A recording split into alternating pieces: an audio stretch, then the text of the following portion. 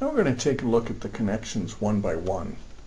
We're going to disconnect these and talk about what they are. These connections are Cat5 cables, and they allow the equipment to talk to each other. Right now we can see this device is giving errors of some type of COM. That's a generic term for communications, that there's a communications failure.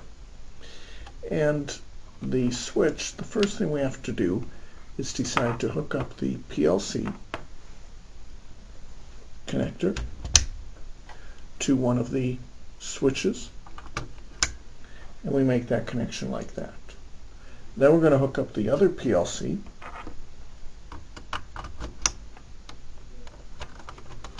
to there, and while they are talking, this cable is going over to the HMI, and you see it's still unable to talk to those PLCs. We plug that in, and we're able to get a connection here. Now we'll see the errors will cure themselves and go away. So we're able to see that type of thing. Okay. When we look at this temp sensor down here located, that's what we're seeing reading on this screen.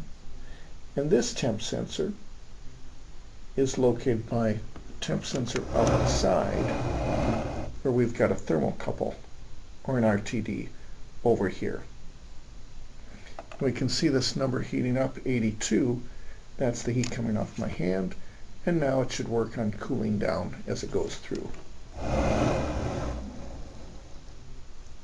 So the system can now monitor temperatures over here. We'll see if I have any luck heating this one up, 72.9, and we'll let that go. But meanwhile, we can hit start. The motor turns on. And if we look at that one, we can actually see a little red light here.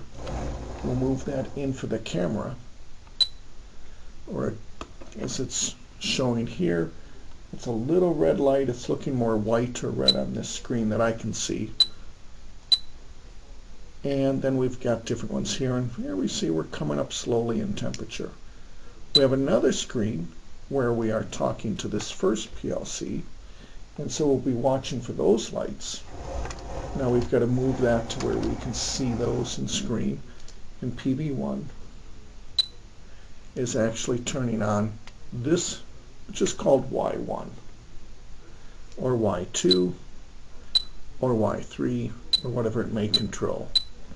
So these are the basic connections to have networking.